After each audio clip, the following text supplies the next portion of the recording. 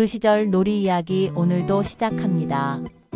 강원도에서 김민수님 보내주신 사연입니다. 안녕하세요. 저는 평범한 가장입니다. 하지만 눈을 감으면 여전히 70년대 어린 시절의 골목길이 떠오릅니다.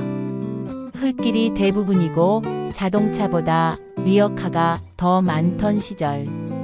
우리에게 골목은 놀이터이자 세상 전체였습니다. 학교가 끝나면 책가방을 현관에 던져두고 친구들과 약속이나 한 듯 모였습니다. 제일 먼저 했던 놀이는 술래잡기였습니다. 한옥 담벼락에 숨고 나무 전봇대 뒤에 몸을 붙이고 잡히지 않으려고 숨죽이던 그 긴장감이 아직도 생생합니다.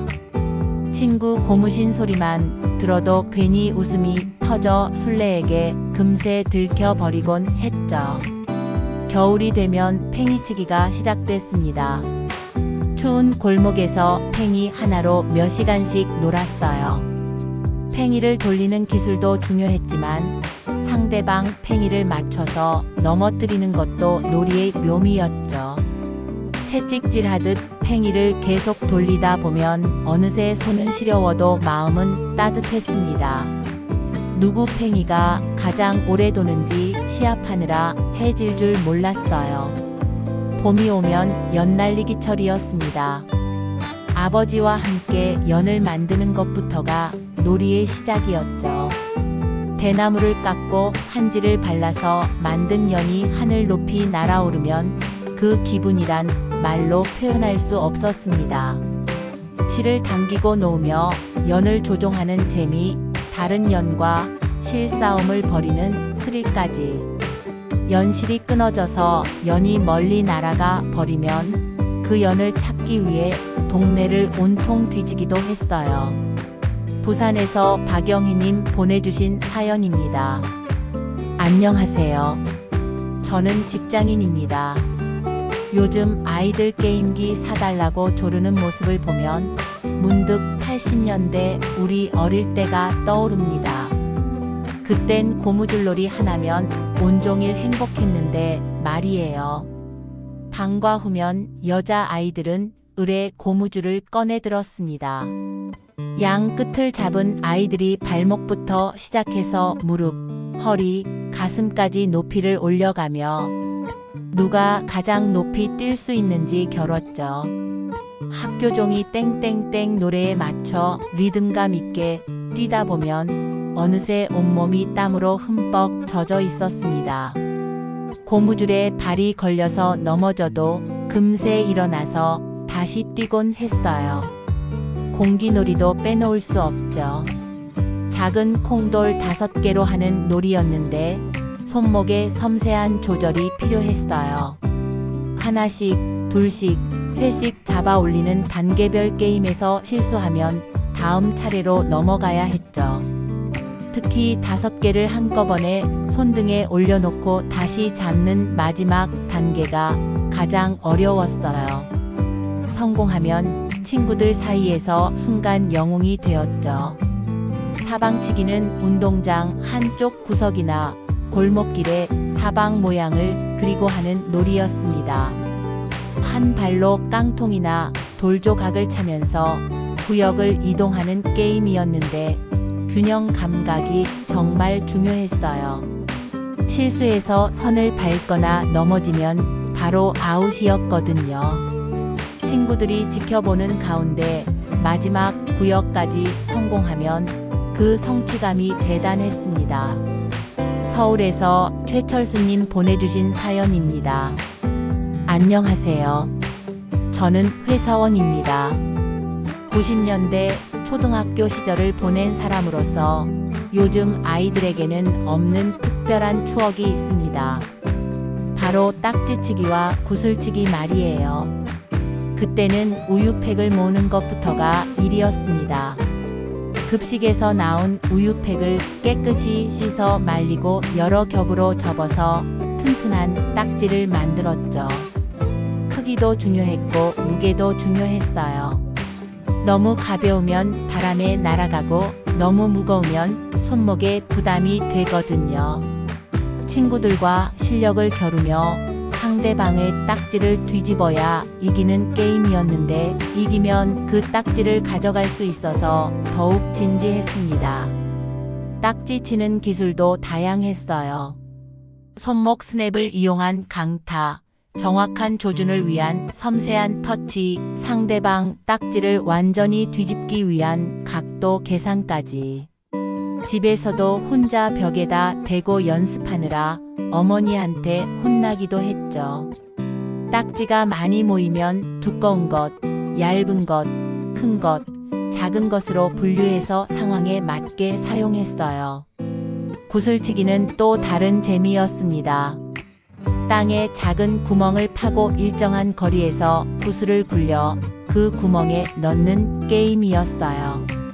가장 기본적인 방법이지만 손가락 힘 조절이 정말 어려웠죠.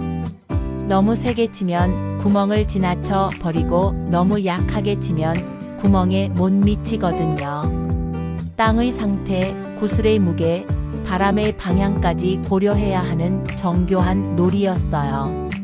또 다른 구슬치기 방법은 친구의 구슬을 맞추는 것이었습니다. 서로 일정한 거리를 두고 서서 상대방의 구슬을 맞추면 그 구슬을 가져갈 수 있었죠. 이때는 정확한 조준 실력이 필요했어요. 손가락으로 구슬을 튕기는 각도와 힘을 정밀하게 조절해야 했거든요. 실력이 좋은 친구는 멀리 있는 구슬도 정확히 맞춰서 부러움의 대상이었습니다. 인천에서 이순자님 보내주신 사연입니다. 안녕하세요. 요즘 손녀딸과 놀아주다가 문득 제가 어렸을 때 했던 놀이들이 생각났습니다. 80년대 여자아이들에게는 정말 다양한 놀이가 있었거든요. 무궁화 꽃이 피었습니다는 가장 기본적인 놀이였어요. 술래가 뒤를 돌고 무궁화 꽃이 피었습니다 하고 외치면 모든 아이들이 조각상처럼 꼼짝없이 서 있어야 했죠. 조금이라도 움직이면 술래에게 걸려서 다시 시작 지점으로 돌아가야 했어요. 친구가 웃기는 포즈로 멈춰 있으면 웃음을 참느라 정말 힘들었죠. 여우야 여우야 뭐하니도 인기 있는 놀이였어요.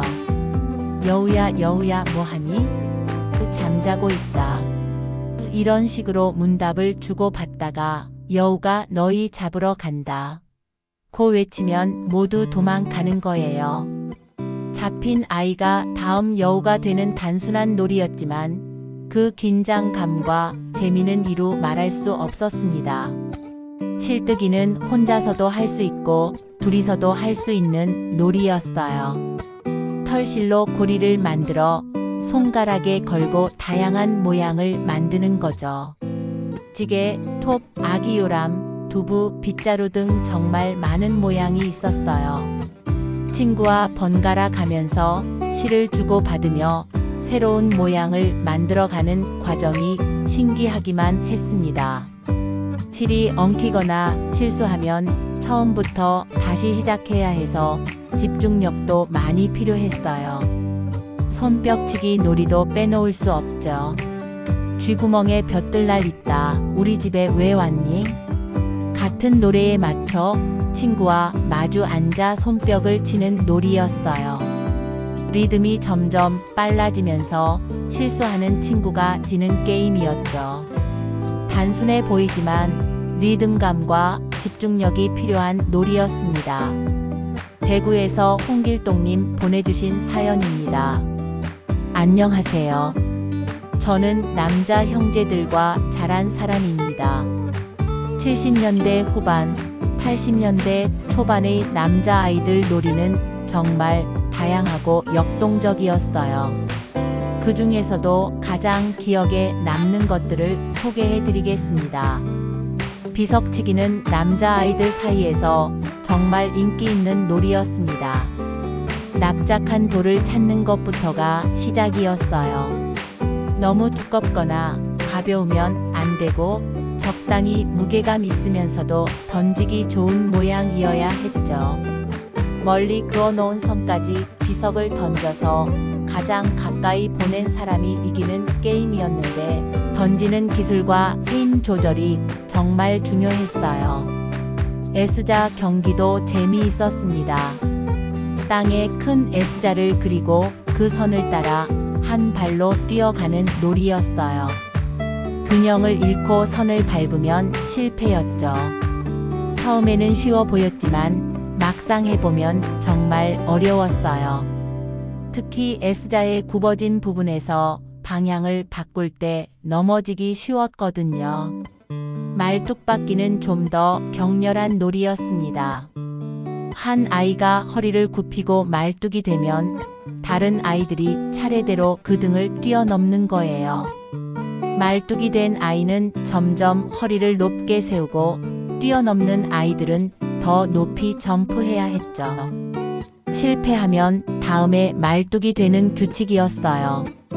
때로는 너무 높아서 넘지 못하고 말뚝 위에 엎어지기도 했는데 그럴 때면 모두 함께 웃음바다가 되었습니다.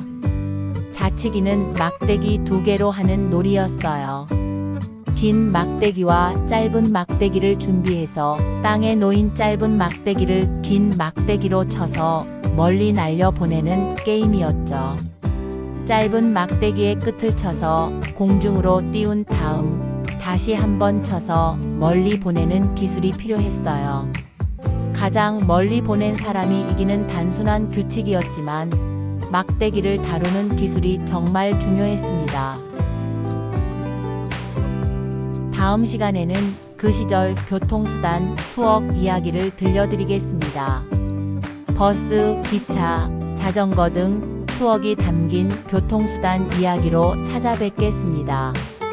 그때까지 여러분의 소중한 사연도 많이 보내주세요.